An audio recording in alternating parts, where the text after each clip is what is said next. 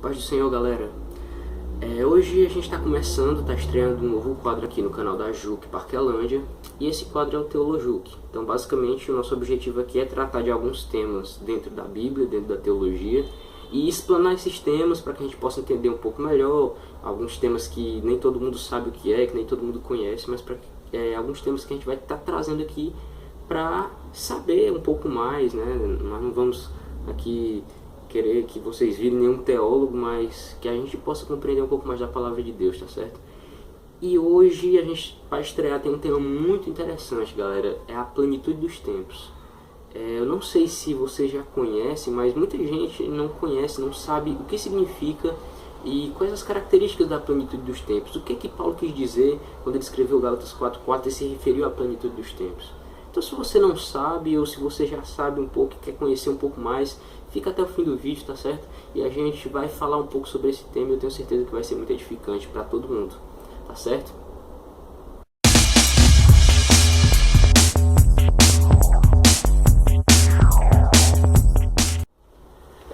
Então, galera, vamos começar aqui, né? Gálatas 4, versículos 3 e 4 diz o seguinte: assim também nós, quando éramos menores, estávamos servilmente sujeitos aos rudimentos do mundo.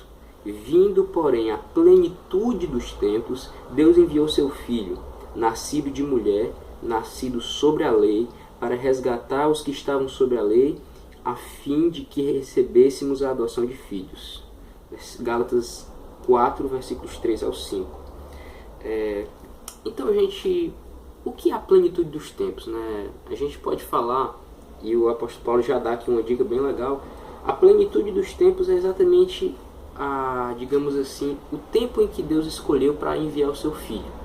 Né? Deus envia Jesus Cristo, mas nós temos que entender uma coisa sobre Deus. Deus é soberano. Deus, ele não é só o criador da história, mas ele é também o mantenedor da história. Ele é o autor e consumador de todas as coisas. Então você tem que entender que Deus ele já tinha um plano. Né? Quando você vai ver lá em Apocalipse 13:8, o apóstolo João já havia sido revelado a ele já escreveu no livro de Apocalipse que o cordeiro estava preparado, já estava morto antes da fundação do mundo. Então você vai ver que quando o homem peca no Éden, Deus não foi pego de surpresa. Deus já sabia que tudo aquilo ia acontecer e, muito mais do que isso, Deus já tinha um plano inteiro para resgatar a humanidade. Esse plano ele se confirmava, ele se realizava e se cumpria plenamente em Jesus. Então você vai ver que ele envia Jesus, mas ele não envia Jesus, digamos assim, em um tempo aleatório. Deus planejou com minúcias tudo aquilo que ele ia fazer. E ele envia Jesus num tempo oportuno, num tempo específico, num tempo em que tudo aquilo que Deus quisesse operar fosse ser realizado plenamente. É por isso que esse tempo é chamado de a plenitude dos tempos, ou seja, os tempos plenos, os tempos completos, digamos assim, para que o Filho de Deus viesse. E não é à toa que esse nome é dado à plenitude dos tempos, porque nós temos muitas coisas que vão cooperar para que acontecesse essa plenitude dos tempos. Né? Você vai ver que mesmo antes de Jesus vir, por exemplo, na primeira diáspora dos judeus, quando eles receberam carta livre, digamos assim, para sair da Babilônia e voltar para sua terra natal, muitos judeus não queriam voltar, porque lá na terra de Jerusalém estava pobre, né? O templo tinha sido destruído, estava totalmente destruído, e quando o povo volta, poucos voltam para a terra depois do exílio, mas muitos outros, talvez a grande maioria, decide se espalhar por várias partes do mundo, e isso ficou conhecido como a primeira diáspora, ou a primeira dispersão do povo judeu, né? E quando eles se dispersam por todos os lugares do mundo, naquela época o mundo era muito politeísta, ou seja, existiam muitas religiões que acreditavam em vários deuses, mas onde os judeus iam com essa primeira diáspora, quando eles se dispersam em vários locais do mundo, os judeus começam a pregar a sua religião.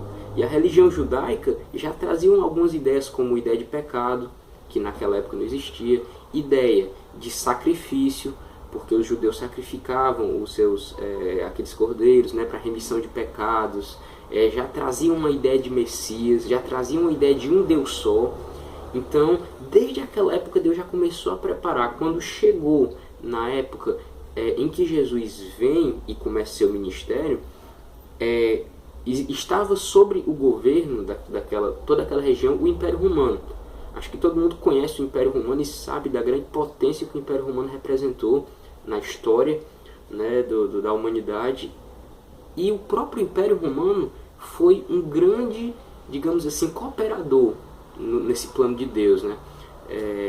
Existiam algumas coisas no Império Romano, como por exemplo a política da Pax Romana, né? Porque naquela época as nações, havia muita guerra entre as nações, entre os povos, e quando o Império Romano ele começa a crescer muito, cria-se uma política chamada Pax Romana. O que é essa Pax Romana?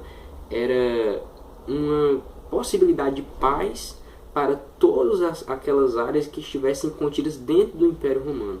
Então isso facilita para quando Jesus vai sair para pregar o Evangelho, e os apóstolos também, e toda a igreja primitiva, eles não estavam sujeitos a qualquer momento sair de uma cidade, entrar em outra e serem mortos por vândalos ou por bárbaros, mas eles estavam sob a proteção do Império Romano, por conta dessa política da Pax Romana. Outra coisa que tinha também, que o Império Romano ajudou, foi a questão das estradas. Eles construíram muitas estradas ligando as cidades.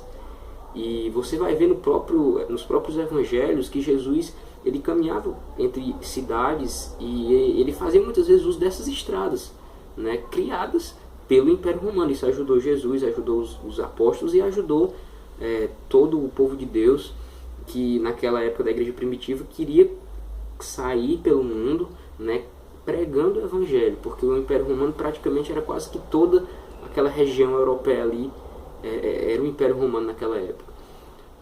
O Império Romano também trouxe outros benefícios inúmeros, como por exemplo eles guardavam a costa marítima, porque naquela época havia muitos piratas que vinham para invadir, e por isso eles colocavam uma guarda costeira para impedir que esses piratas viessem e roubassem navios e etc. Isso facilitava a navegação por entre cidades, e um dos grandes, digamos assim, talvez o maior missionário depois de Jesus Cristo, que é o apóstolo Paulo, ele realizou 3 viagens missionárias e usou-se e fez uso de barcos e fez uso dos meios marítimos. Então Deus ele preparou tudo isso. Com o advento do Império Romano, Deus usa isso para que o seu evangelho fosse melhor propagado.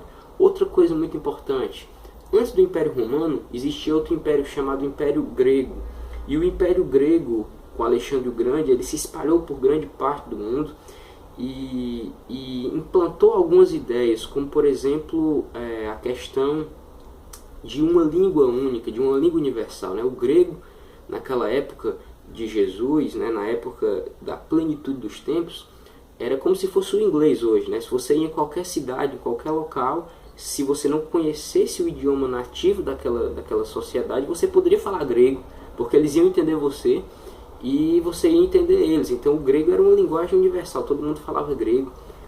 E isso facilitou para que, tanto é que o Novo Testamento é escrito, talvez na maioria avassaladora dos seus livros e epístolas, estão escritos em grego.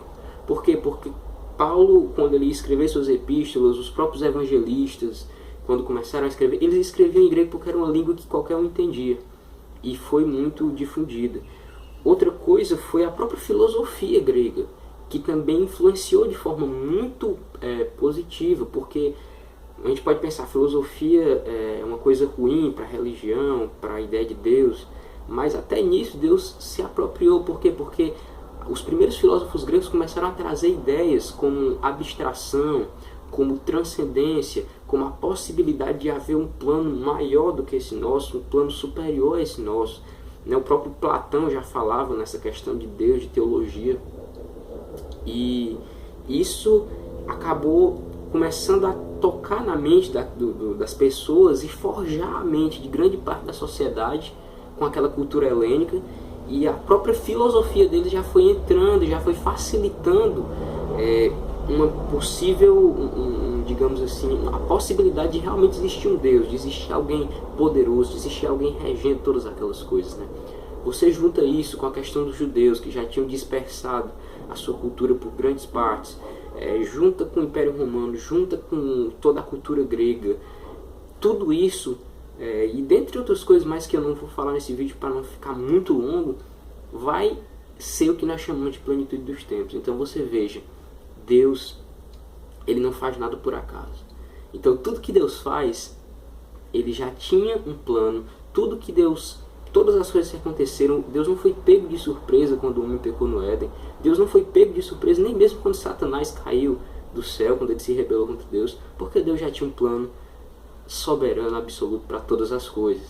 Então essa é a grande maravilha do nosso Deus. E a plenitude dos tempos é somente isso.